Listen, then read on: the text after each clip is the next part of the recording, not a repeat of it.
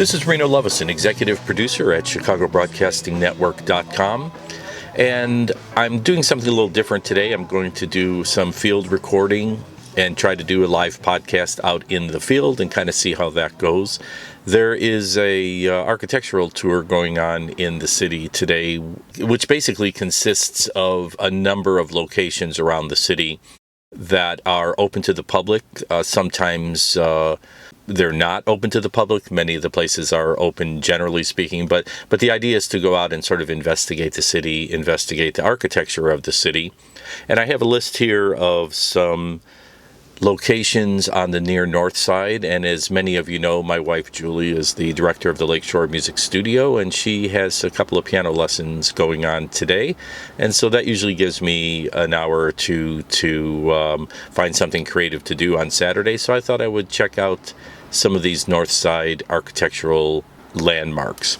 Here's a list that I found of some things that are on the near north side, which you can investigate on your own, which include Access Living headquarters at 115 West Chicago Avenue, the Ambassador Chicago Hotel, which I believe is the one that used to be the Ambassador East at 1301 North State Parkway. There's the Architectural Artifacts Company, which is at 1065 North Orleans. The Anti-Cruelty Society, which is an architecturally interesting building, which you probably have passed by if you've been over near 510 North LaSalle Street. The Arts Club of Chicago, which is at 201 East Ontario. The Glunz Tavern and House of Glunz Wine and Spirit Shop, which is at 1202 North Wells. The International Museum of Surgical Science, which is something that's always been of interest to me, and I'm hoping maybe I'll get over there today, which is at 1524 North Lakeshore Drive. Interestingly, I happen to know it's like next door, a couple doors down from the Polish consulate. And then there's also the Palette and Chisel Academy of Fine Arts at 1012 North Dearborn. So I don't know if I'll be able to hit 1, 2, or 3 of these in the time that I have allotted today, but at the moment, I am parked near Schiller and LaSalle Street, and for those of you who don't know this area, I'll just give you a tip that there is free parking on LaSalle Street just about all of the time for some reason which is unknown to me at the moment. So if you're ever over this way, always check out LaSalle Street and see if you can get yourself a free parking spot. And I'm going to make my way south from here over to the Glunz Tavern and House of Glunz Wine and Spirit Shop, because that's something that's always been of interest to me, and I've actually never gone in there, and it's been there for many, many years. So I'm going to head over that way, and I'll give you some more information once I hit that location. For those of you who are not familiar with the Wells Street Old Town area, it's architecturally interesting in its own right, full of a lot of vintage buildings, many of which have been rehabbed in the last several years. And so it has a sort of, what you call sort of a nouveau vintage architecture vibe to it these days. Of course, I remember it back in the day when it was pretty grungy, and these buildings were all pretty old. Now they've all been rehabbed and with fancy shops, but it's still a nice place to walk and find some good restaurants and that sort of thing. I'm standing at the corner of Wells and Evergreen right now in front of the Franklin Fine Arts Center, which is a Chicago public school dedicated to the arts. And I see there's a plaque here that says that this is the location of the Western Wheelworks Factory and Dr. Scholl Footworks Factory that in 1889 was the world's largest bicycle maker. At this same time, Dr. Scholl, the famous Dr. Scholl of the foot care fame, rented space in the bicycle factory and began manufacturing shoes. So in 1900, Western Wheelworks closed and Dr. Scholl purchased the property for his own factory. And in 1981, the factory closed and the site was redeveloped into an apartment complex known as Cobbler Square, which it is to this day. Sections of the original factory building were incorporated into the new design, and courtyards were paved with Chicago Alley brick. So if you're down here on what I would say pretty much the south end of the Old Town Shopping District, you'll find Cobbler Square. On the west side of the street, opposite the Franklin Fine Arts Center. And I suppose, possibly ironically, there is also the Village Cycle Center directly across the street, perhaps an homage to the original Western Wheel Works factory. From here, I'm going to make my way down to the Glunz wine shop, which is where I'm headed, and give you some more information when I get there. Great, thanks. Great history. I think I came in late, so I was just interested in the history of the building and that sort of thing. And I'm recording you for my own notes later, but just so that. All right. Well, the building was built after the Chicago fire. Actually, downstairs, I don't know if you know that when the streets were built, were lifted.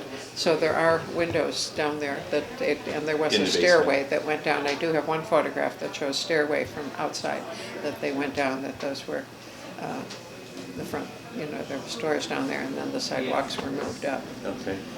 So the street level was probably about 6 feet lower? Yeah, probably. Yeah. Okay. Yeah. And has it always been pretty much the way we see it today? Well, what you see out here, those shelves have been there, I think, from very early. When my grandfather started, he didn't have any money at all. But he was very thrifty, and I think business was good right from the start. So those shelves are the murals out there, again, have been here my whole life. I'm sure that they're 100 years old. I had them touched up in about 30 years ago, but they're just the way that they were. I just had a very fine artist who just freshened them. And what's this room we're standing in? Is this This was the living space of the family. Oh, okay. That my grandfather and grandmother lived here before the children were born, and then they moved upstairs. So this was a traditional kind of live right where your business is, exactly. Yeah. And even living upstairs, until the children were quite grown. And it was only about 4 years before he died in '31 that he bought a house on Greenview and Waveland, and they moved up there. Did you ever live here? Yes, until I was 13, we lived upstairs. Right. Great. And is this still living space upstairs? No, well, right now it's kind of in transition. One more question from me, but what about the windows? The windows, again, have been here my whole life, and I'm sorry I don't know the history of the windows or when they came, but my grandfather had them put in, and so they're well over 100 years old. And what do you think the success of why have you done so well here over all these years? This neighborhood has changed. Well, when I see what lawyers make and doctors make, I don't know how you're saying we did so well. How have we survived? Still here, yeah. We have survived because we're passionate about what we do. I would say that really is, I look at my son and how he's working and how I've continued working all this time. We love what we do. We love the place. We feel the tradition, the importance. So. Anybody else have questions? We want to hear it. Pardon? I want to hear the story about the place. Oh, the place, yes. Well, We just came in too. Oh, you did? All right. Yeah. Yes, my grandfather started it. He came here at 17 and was in New York and then in Pennsylvania where he had relatives, and then came to Chicago. He spoke no English when he first arrived. So he came to this area because this was the German neighborhood, and completely German. It's Oscar Mayer was the next block, and Dr. Scholl was where Cobbler Square is, 3 blocks down. So it was very natural for him to come right to this area. He worked for Charles Wacker for a number of years, and then Mr. Wacker lent him the money to open the store. And then he just worked at it, beer and wine, mostly beer to start with.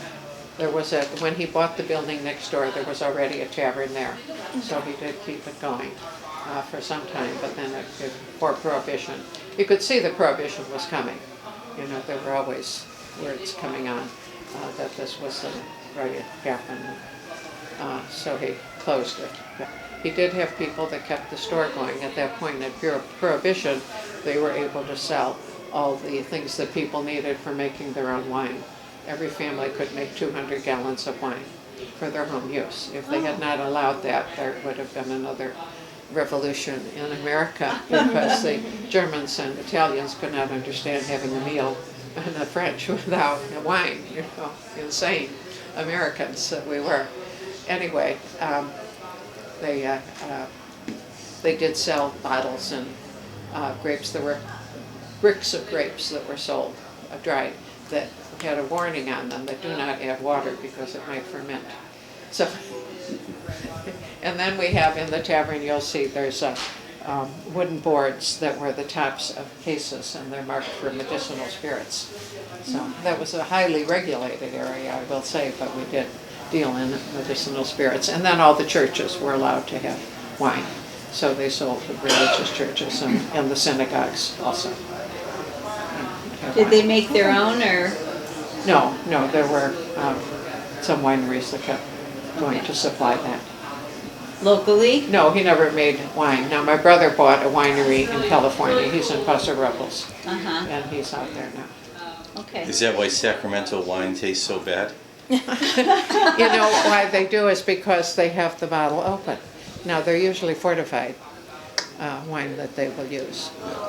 Yeah, we did novitiate wine for many years, and then I'm not sure which one my brother does now, but he still does sell an older wine. My family's Italian, and my grandfather made his quota Oh, all during that period and Yeah. into the 60s. Yeah. So, Yeah, no, a lot of people, my neighbor, I lived in Sauganash, and my neighbor was Croatian, and he had, a mountain of grapes delivered every fall, and he and his friends made wine every year. They loved it. It was just fun, A number of people do. yeah. Not a lot, but a number do. I said, we gotta go to the House of Glunz. I'm glad you came. And I just wanted to check in with you and say hi to you. Yeah, oh, I'm glad And you came. Yeah. do you keep in touch with Judy? Excuse me, I'm going to leave. Sure. But Sorry. Okay. I Good to see you. recorded you. Can I use for my podcast? Can I use a couple clips out of that? Or I guess so. Yeah, Okay, I don't think I've otherwise said I'd have to- anything that I can't. Okay, thank you so much. I'm Okay. sorry, I didn't mean Yeah. to. No, that's it. This is your Thank you. grandfather and grandmother? No, that's my mother. That's your mother. Well, I just left the House of Glunz and took a little detour. I'm on my way to the Architectural Artifacts store, which seems appropriate when we're talking about architecture today. And I'm in the 1000 block of Wells, specifically at the corner of Wells and Wendell, where there's a very, one of the more modern, one of the more newly built public high schools, the Walter Payton College Prep High School, is on this corner, and architecturally, very modern, perhaps postmodern. I'm not sure. I'm not really an architectural expert in any way, but it is a very interesting glass and brick building with quite a bit of light coming in from the building is on the west side of the street, so it has a eastern exposure with a kind of a large atrium in the middle, and then so a brick facade on either side. The south end of the building has a lot of evidently classrooms with lights. With windows that are, I would say, in a more traditional architectural style. But still something worth taking a look at, because it is one of the newer schools. It's probably built about 20 years ago, but still one of the newer high schools in the city. Absolutely across the street from there is I'm in sort of a windy spot here, is the Ruben Salazar Bilingual Education Center, which is basically the Ruben Salazar Elementary School. And it's interesting to see the two juxtaposed against each other, because this is very much a traditional Chicago elementary school, the type that we see a lot of around the city. It looks like as though it appeared to have been built in 1882 as the James A. Sexton School. And so here again we have a interesting bit of architecture from the 1800s, which you could compare to the House of Glunz, built roughly around the same time, and then also compare these architectural styles with that of the Walter Payton High School right across the street, and of course quite a bit of modern architecture all around us on this street corner. I'm going to make my way over to the Architectural Artifacts store and talk a little bit more when I get over there. I'm going to head into the Architectural Artifacts store now, see what I learned. So I'm in the basement of the Architectural Artifacts store, And thankfully, it's a little less windy down here. If you come and visit, first of all, some of you might remember that this store originally had been located over on Ravenswood, on a little bit further north. As I understand it, the company has been sold and is now owned by an event planning company.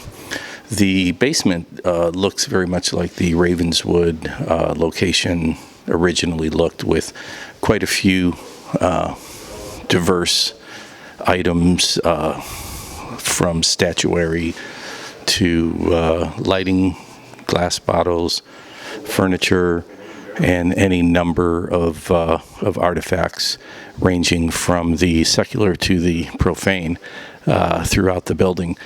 The upper floors, the first, second, third floor, tend to have larger pieces of furniture, larger artifacts, architectural artifacts, grill work, things like that that might be used to augment some architectural feature within someone's building or home.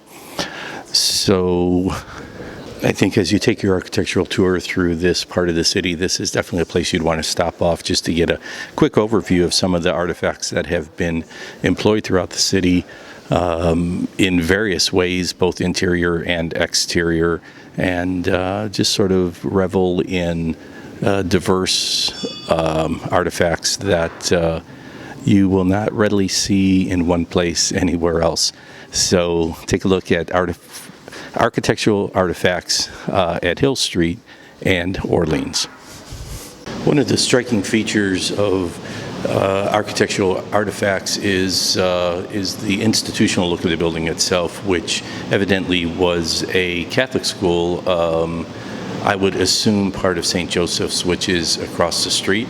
You'll notice throughout the building a lot of sort of institutional tile, and they've even kept up in many of the rooms the original chalkboards and classrooms architecture. So the building itself is interesting to take a look at, and as well as the artifacts throughout the building. I've made my way over to the Palette and Chisel Gallery, which is at over on Dearborn. I don't have the address in front of me at the moment. But I think it's worthy to note that it's next door to the Ruth Page Center for the Arts, which is at 1016 North Dearborn Street, and is itself an architecturally interesting building.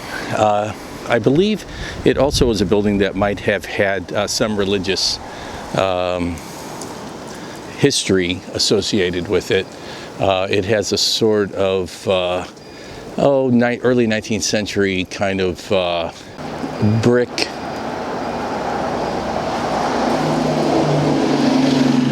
institutional-oriented brick architecture that also seems to have a couple of things that are related to education on the outside, some icons. So perhaps this was originally a building that was part of educational institution. I'll have to look into that, but in the meantime, it is a building that's very interesting to see architecturally, and is also a great place to see various plays and dance performances and so on. It's located at 1016 North Dearborn Street, next door to the Palette and Chisel, which is where I'm heading right now. Hello. Hi. Hello. Hi, this is the Palette and Chisel. This building was built in 1876.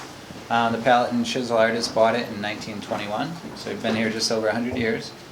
At the time, they paid $35,000 for it, so pretty good deal. No kidding. Today we have a Chicago-themed exhibition on this floor. On the second floor, there are several artists who are drawing from a live model. On the third floor, there's a portrait drawing class that's happening. And across the courtyard in the coach house, there's a sculptor who's working. So check it out. Thank you so much. Thank you. So I'm inside the Palette and Chisel, and I'm joined now by Julie, who has come over and joined me for this leg of my architectural tour. And we're on the second floor of the Palette and Chisel, which is, from what I learned, originally built as a private residence, and then later was turned into a rooming house or boarding house with a number of very small rooms. which are ideal now for artists to work in. Each of the rooms houses a working space for different artists who can keep their supplies there, work in there, keep their work, etc. Throughout the building are paintings on all of the walls throughout the building, first, second, third floor, which I understand are for sale and can be purchased. And today there's a live drawing class going on the third floor, and I might add that each of the artists look pretty accomplished from my point of view. And there is a live drawing going on the second floor featuring a gentleman holding a French horn. And there is across the courtyard, I understand, a sculpture studio with somebody doing some live sculpture, so we might make our way over there as well. In the meantime, the building itself is architecturally interesting. It's not overly updated. It looks like it's a building that's been used and is continuing to be in use, and that's a good thing. So Palette and Chisel on Dearborn and Oak. We made our way from the Palette and Chisel down Oak over to Rush Street and then down Rush Street to State. I think it's worth noting that on Rush Street there is plenty to see just in its own right, to take some time to look around at the architecture, both modern and traditional. Rush Street has long been a kind of restaurant row and place for especially tourists to hang out, but obviously locals enjoy going to the many restaurants and bars and clubs in that area. It's notable to mention that it was the original home of Mr. Kelly's, which if you take a look at ChicagoBroadcastingNetwork.com, you'll find a podcast that we did on a documentary film about Mr. Kelly's, which if you find this architectural tour interesting, you might find that interesting also, particularly if you're interested in Chicago history. So we're on our way down to State Parkway right now, which is officially State Parkway as opposed to State Street, the north end of State Street. And we'll be heading over to the Ambassador Hotel and give you a little feedback about what they have to offer.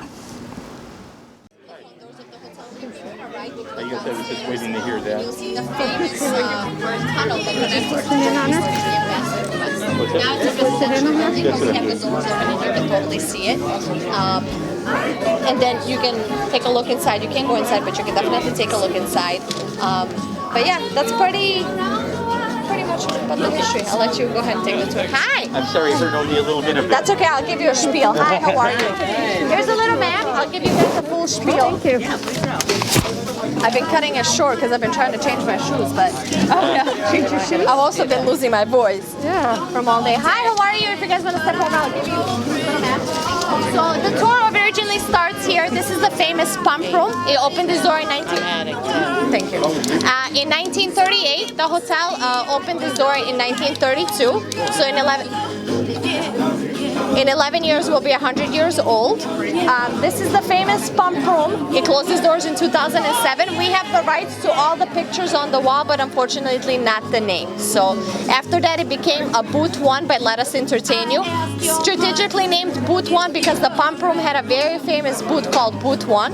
That booth is located right behind the hostess. So if you walk down into what we call today the pit, and you look to the right, it's going to be the booth, and it has a gold lamp next to it, but it's missing a phone. It's Booth 1 because he had a phone and all the celebrities could call whoever they wanted because there was no cell phones. The phone is on display, but on display in the library, which is located straight across in the other room. This is the Frank Sinatra Gallery. His famous booth is all the way at the end. I'm sorry, they're kind of blocking the view. So if he was not at the bar, because he was a regular until the 80s, he was at his booth. So we kind of named it today. It's called Frank's Booth. He has his picture, and a lot of people come in just to take a picture of that booth. You're gonna go following into the lobby. The lobby has a few other pictures of famous celebrities throughout the years that have been here. Marilyn Monroe, Kennedy, Led Zeppelin is the band famous in the 70s. They were very well known for trashing hotel rooms. We had recently a couch, but they moved it. In 77, they stayed here, trashed the entire hotel room, and then broke the window on the 13th floor and threw a couch out the window. So that's like a very famous thing here that's happened. And then you You'll also get to, I'm not sure if MK is downstairs, but we support an artist residency program here. We have a studio on the 15th floor. She does these lovely pumpkins for the season now, and all the artwork displayed in the lobby and the library is done by her. So her QR code is here if you want to give her a shout out. She might be in the lobby to introduce herself, she might not be. And then you'll see some other things. We do have some events happening, so we kind of put up posters of what events are coming up, and then you'll go into the library. The library has a lot of historical artifacts that we have found throughout the years here as the hotel has been cleaned out, things have been remodeled and moved. And then before you leave, you're going to come back and you're going to go towards the front of the hotel, but do not exit through the front doors. Instead, make a right turn, go down the stairs. You'll see something really cool. When this place opened, it was called Ambassador East and Ambassador West across the street. It was two hotels as one. Nobody knows that nowadays unless you look up the history, but there's one thing that nobody gets to see, and that's a tunnel, and that tunnel connects this building to that tunnel. We get to see it because it's behind closed doors, but today we have opened the doors so you guys get to see. It's an original tunnel, nothing has been changed in the tunnel, so it's marble and gold floors, original to 1932, and a whole bunch of storefronts that you can see where the storefronts of people selling things used to be. So that's definitely something cool to see, and then there's a lot of pictures of all the celebrities and things happen. But yeah, it's a self-guided tour, feel free to walk around. We are giving away a free stay and a free brunch because we're doing a lot of events. If you'd like to fill one out, please feel free. There's also coupons on the table for 10% off your next stay. Please grab them and enjoy the tour. Great. I've recorded that primarily for my That's notes, okay. but can I use a little bit of it if I want to? Thanks. Thank you. You're not the only one. My boss has been tagging me all day in random videos. I'm like, I'm gonna kill you. Stop. Okay, good.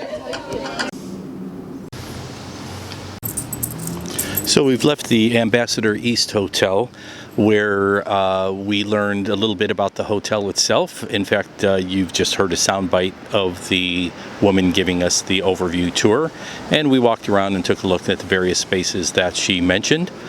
And when we came out of the hotel, we went north on State Parkway and are now standing in front of 1340 North State Parkway, which is the former Playboy residence or residence of the Playboy Mansion, the sometimes residence of Hugh Hefner, but also known as the Playboy Mansion for many, many years. We did have an opportunity to visit there once while it was still more or less in action, and got to take a ride down the fire pole into the basement and just sort of experience what the residence was like in its heyday.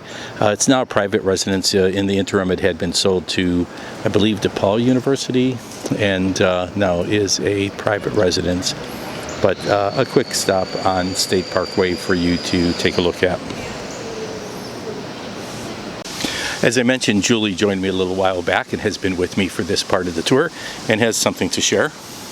The Open House Chicago takes place all over the city, and obviously we can't take in all of the city, so every year we try to pick off a few interesting places that we've never been, and it's always really a delightful little discovery to see inside of these historic buildings.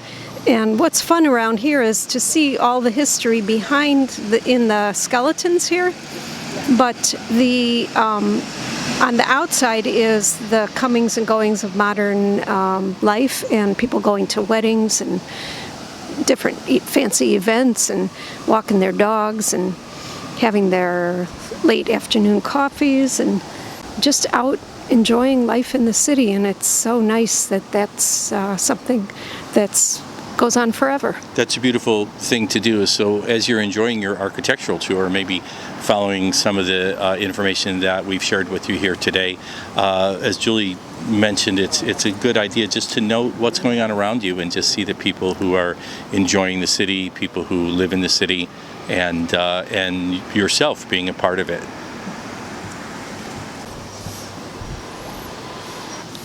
As you make your way north on State Street, it's worth taking a look at State and Burton on the northwest corner. You'll see a building called the Madlener House, which is interesting. It has a fairly austere outside.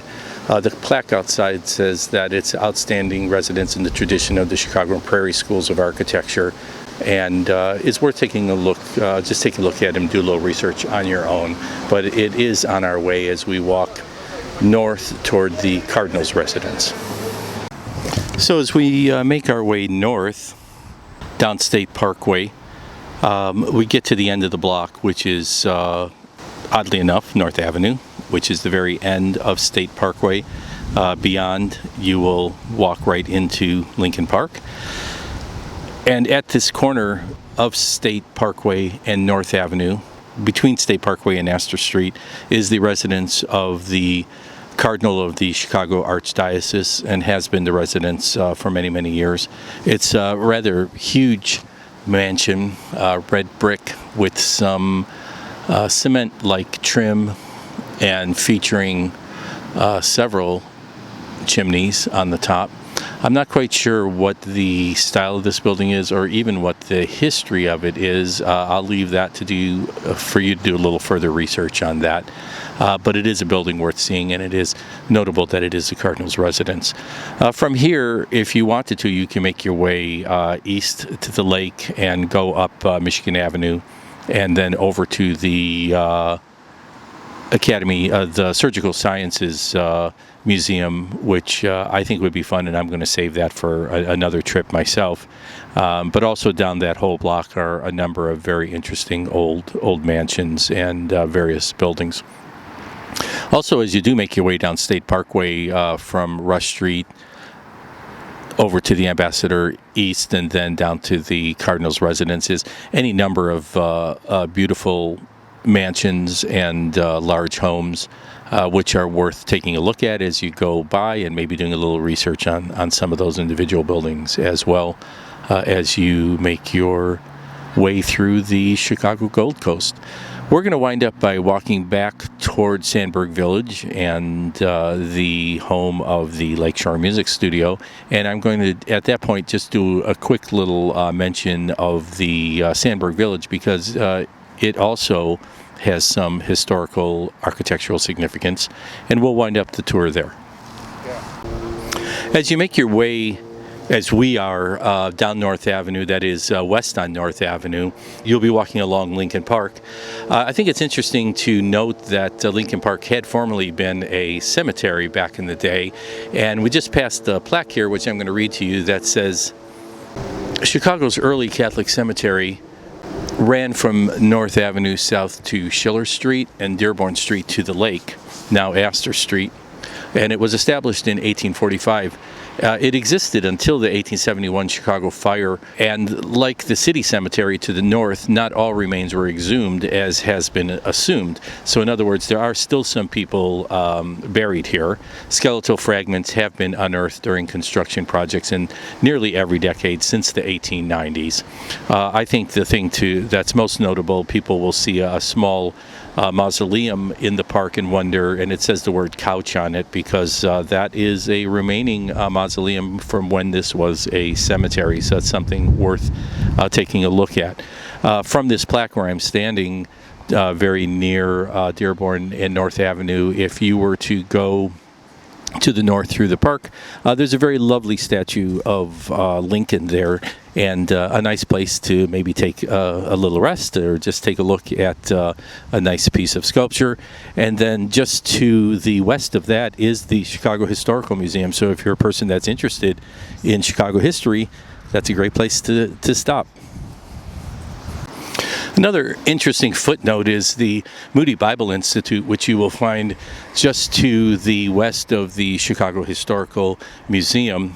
You'll notice right away that it is a very interesting, architecturally interesting building. It is almost, well, let's say it's semicircular, but very nearly completely circular, with a kind of pointed top at the top.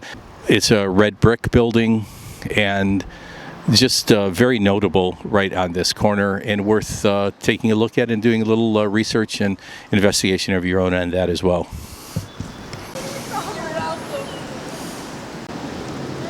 Julie made a quick stop here at Germania Terrace and Clark Street at the Pini Pico Brazilian cafe to pick up a couple of empanadas for us because I've been walking for quite a while and I'm getting pretty tired out and a little bit hungry.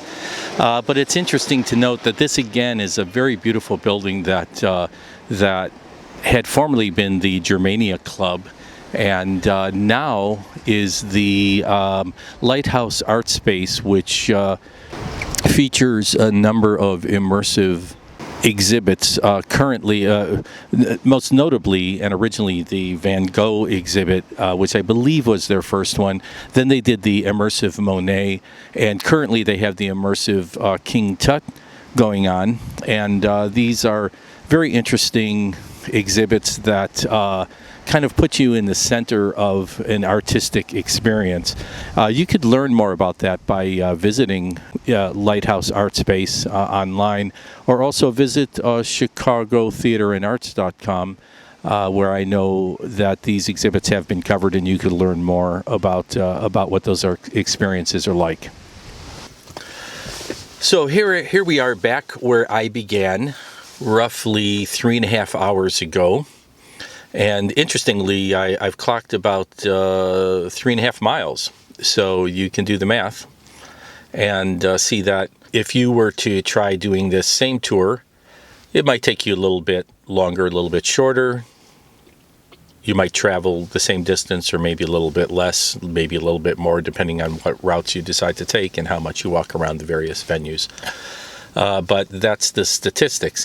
We've ended up back here at where we began at Schiller and LaSalle Street in the shadow of Sandburg Village, which, as I mentioned before, in itself is architecturally significant. It is a sort of a city within a city the way it was originally built back in the 60s. I believe around 1967 or 68 it was originally built. It was sort of a buffer area between Old Town, which at that point was kind of a lower income area, and then the Gold Coast, which is the area which we just spent quite a bit of time talking about to the east. And along LaSalle and Clark Street, they kind of bulldozed the whole area from North Avenue down to almost Division, and built a number of high-rises, as well as a number of townhouses and several low-rise apartment buildings, all of which are also interspaced with a little bit of retail space as well, which is how it happens to be the home of the Lakeshore Music Studio, which I've mentioned on a number of occasions. And it's an interesting part of the city because many of the people who live here have lived here since the 60s and 70s and so on. So it's and yet it's also a place where a lot of younger people come and feel like they can find some affordable housing in the city as well. So it has a nice vibe in terms of mixed generations. There are a number of very nice plazas that they keep up in all the different seasons. In the summer, it's just beautiful with flowers and many trees and so on. So it's a great little place to explore in its own right. So as we wind up this architectural tour, I think it's worth noting that Sandburg Village deserves to be on the list.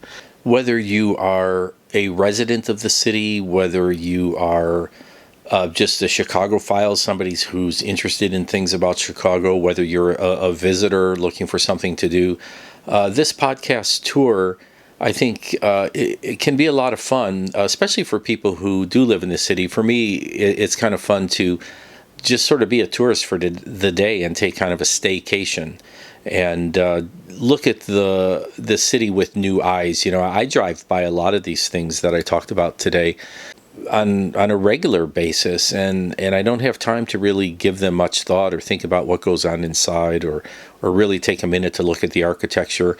And I think it's something that we all should do, no matter where you live. Enjoy your surroundings, enjoy what your city has to offer, enjoy just exploring new places and looking at things with a new set of eyes. So this is Reno Lovison, executive producer at ChicagoBroadcastingNetwork.com. reminding you to share, like, and subscribe to our podcast if you heard something that you like. Just give us some feedback if you have something that you want to add. And I hope you will take a look at some of the places we talked about today. Either do the whole tour yourself or maybe do some of the places individually. We did this as part of the Chicago's architectural tour that's going on this weekend, but this is something you could do really at any time of the year. So I'll just wind up by saying, remember, if you need audio or video services for your business or organization, check out renoweb.net. Hey, thanks to Steve Solomon for the use of Foster Avenue Beach as our theme song. That's okay.